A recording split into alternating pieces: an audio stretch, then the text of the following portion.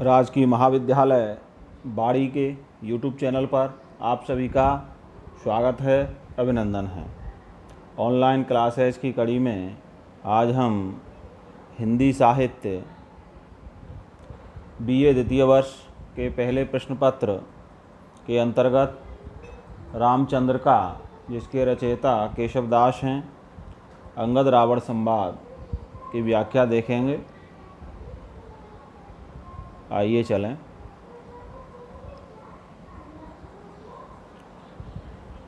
महामीच दासी सदा पाए धोवे, प्रतिहारी है कै कृपा सूर जोवे।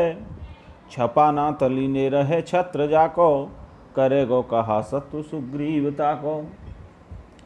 ये जो अवतरण हैं, ये केशवदास द्वारा रचित रामचंद्र का के 16वें प्रकाश रावण अंगद संवाद से लिया गया है।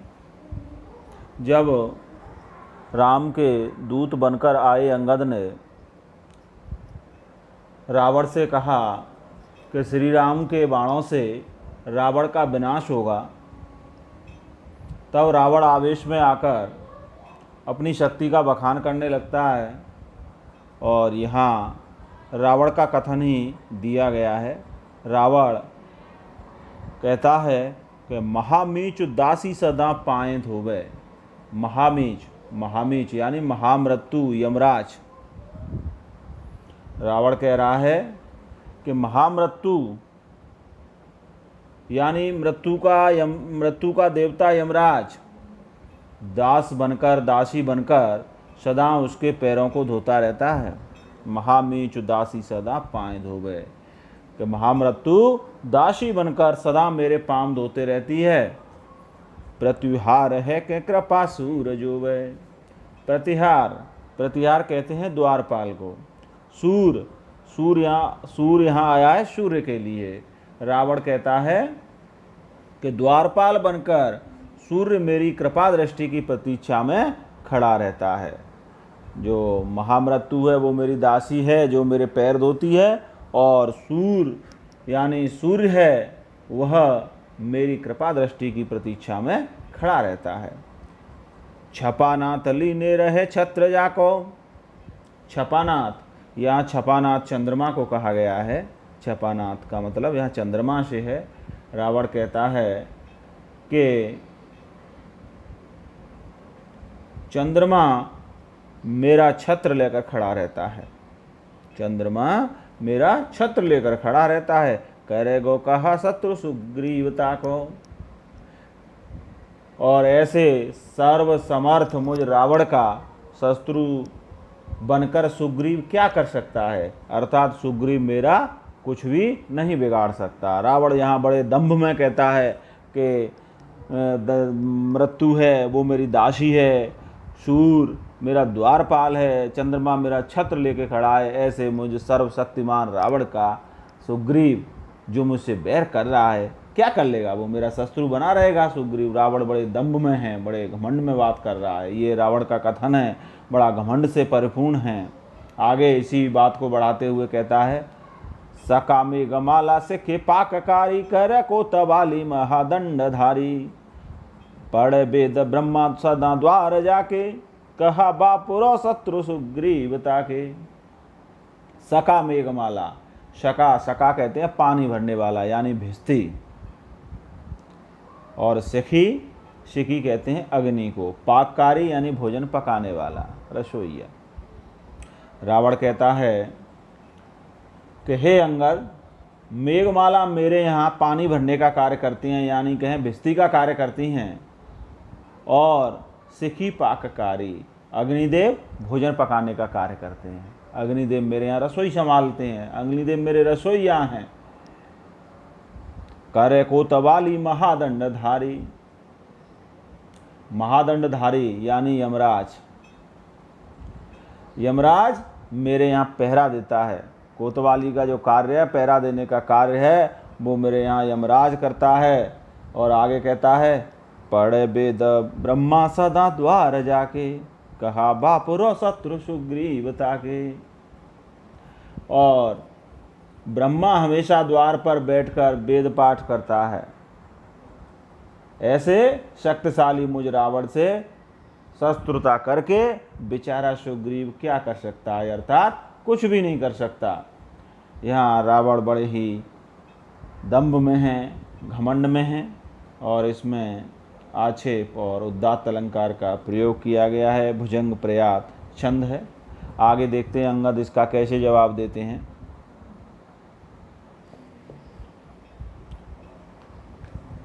पेट चढ़ो पल ना पल का चढ़े, पालक यू चढ़े मोह मढ़्यो रे, चौक चढ़्यो चित्र सारी चढ़्यो, गज बाड़ चढ़्यो गर्भ गढ़ गर्भ चढ़्यो रे। पेट चढ़्यो पल ना पल का चढ़े, पालक हूँ चढ़े मोह मढ़्यो रे। इस अवतरण में रावण जब गर्भयुक्त बात करता है, उसके गर्भ का खंडन करते हुए अंगद कहते हैं कि हे रावण, पेट चढ़ो, तू माता के पेट पर चढ़ा। गर्भ में आकर माता के पेट पर चढ़ा। पलना पल का चढ़े, झूलने पर चढ़ा, पलंग पर चढ़ा, पालकी हूँ चढ़ो मोह मढ़्यो रे। और विवाह के समय पालकी पर भी चढ़ा, और अब तक तू चढ़ा ही रहा, यानी मोह में पड़ा ही हुआ है। आगे कहते हैं, चौक चढ़्यो चित्र सारी चढ़्यो, गज बाड़ चढ़्यो गढ़ गर्भ चढ़्यो रे। विवाह के समय बनाए घर फिर चौके पर चढ़ा, रंग महल पर चित्र सारी यानी रंग महल पर चढ़ा, गजबाज चढ़्यो हाथी घोड़ों पर चढ़ा, गढ़ गर्भ चढ़्यो रे। और घमंड के किले पर तो चढ़ा ही रहा, यानी हमेशा दंभ में घमंड में ही बना रहा। आगे कवि केशवदास कहते हैं, व्योम विमान चढ़्यो ही रहो, कही के सब सो कबहू न पड़्यो रे। चेतत नाही रहो चढ़े चित्त हो, चाहत मूढ़ चिताहू चढ़्यो रे।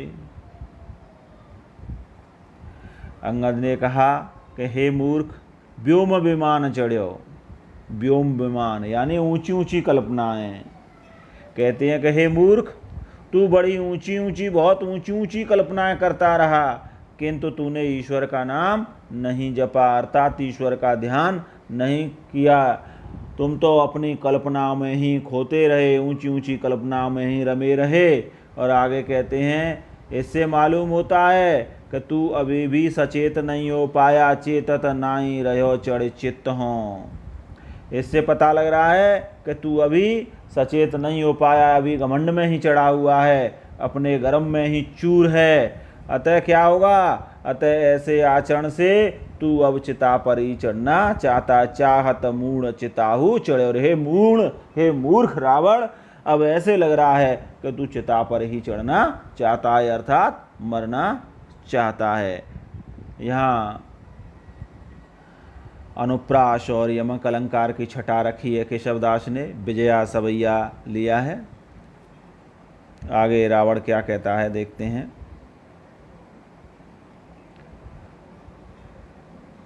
निकार्यो जो भैया लियो राज जाको, दियो काड़ के जू कहा त्रास ताको। निकार्यो यानी इसमें इस अवतरण में जब अंगद रावण से कहते हैं कि तुम मरना चाहते हो, चिता पर चढ़ना चाहते हो, तो रावण क्या जवाब देता है? और रावण कहता है कि राम मुझे क्या मारेगा, वो तो शक्तिहीन है, उसके पास कोई शक्ति ही नहीं है। इसी बात को अब रावण कहता है यहाँ पे कि निकार्यो जो भैया लियो राज जाको, दियो काड़ केजू कहा त्रास ताको। कि जिस राम से उसके ननिहाल भेजे गए भाई भरत ने राज्य छीन लिया और फिर राज्य से बाहर निकाल दिया, उस राम से मुझे किस बात का डर है? अर्थात रावण कहना चाहता है कि राम अपने राज्य की ऐसे भाई से भी रक्षा नहीं कर पाए जो अयोध्या से दूर थे, सेना रहित थे, तब राम मुझ जैसे शक्तिशाली का राज्य कैसे छीन सकते हैं? मुझ जैसे शक्तिशाली को कैसे मार सकते हैं?